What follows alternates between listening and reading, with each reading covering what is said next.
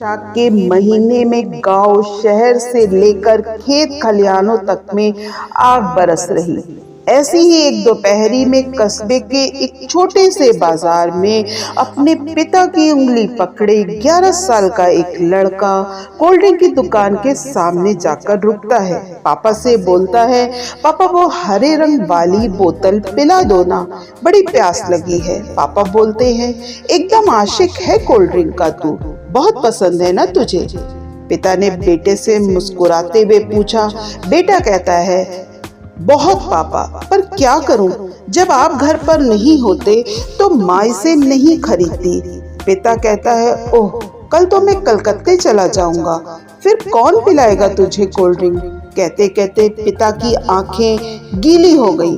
बेटा बोला, तब मैं मन को मना लूंगा ना पापा। फिर बेटा और पिता ने एक एक बोतल स्प्राइट पी।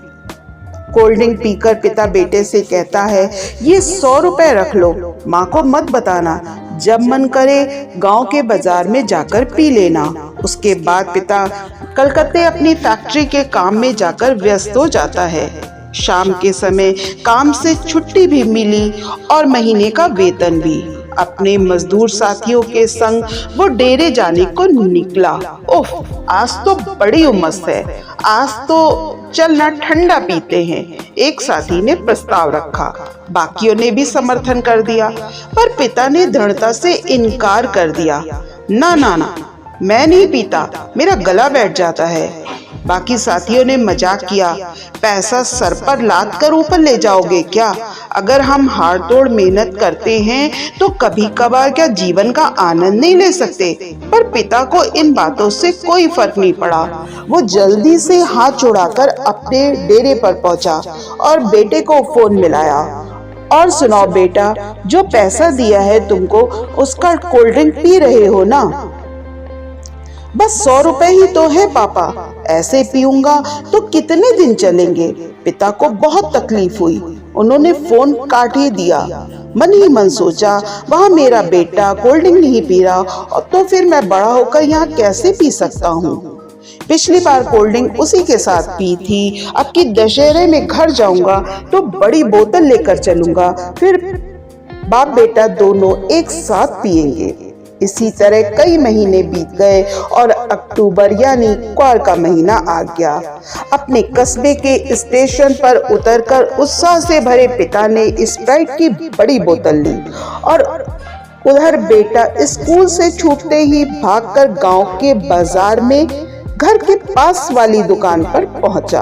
पिता के दिए 100 रुपए लिए और जिसे उसने महीनों से संभाल कर रखा था, आज उससे खर्चने का टाइम आ गया था।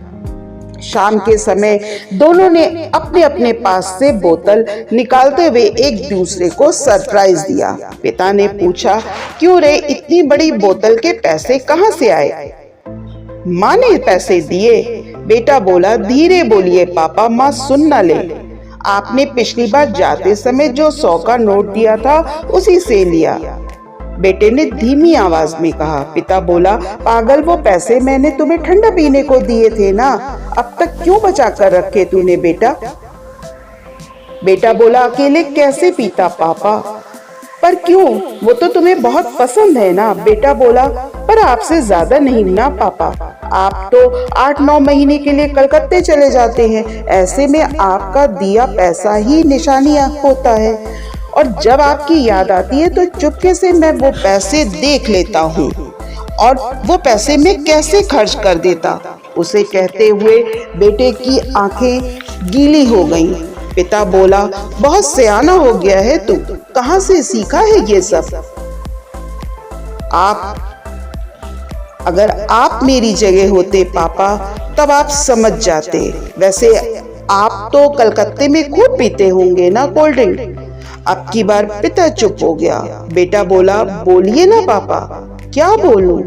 तू बेटा है ना, इसलिए नहीं समझेगा। अगर मेरी जगह तू होता तब समझता कि मेरे दिल पर क्या गुजरती है वहाँ। फिर पिता बेटा दोनों मौन हो गए। अब पिता ऐसी परिस्थितियों से गुजरता है, तब ना उससे कुछ कहते बनता है और न छुपाते बनता है। पर जीना पड़ता है। खुद की सुनते खुद को ही सुनाते, जिंदगी कुछ विचित्रताएं और कुछ भावनाएं कभी शब्दों की आंच पर नहीं चढ़ती। अधपकी रहना उनकी नियति होती है, अधपकी रहना उनकी नियति होती है। इसी के साथ साथियों, मैं जल्दी ही मिलती हूँ एक नए वीडियो के साथ। अगर आपको मेरा वीडियो, मेरे विचार पसंद आते हैं तो मेरे चैनल को सब्सक्राइब कर लीजिएगा, वीडियो को लाइक और शेयर कर दीजिएगा। इसके लिए आप सभी का धन्यवाद।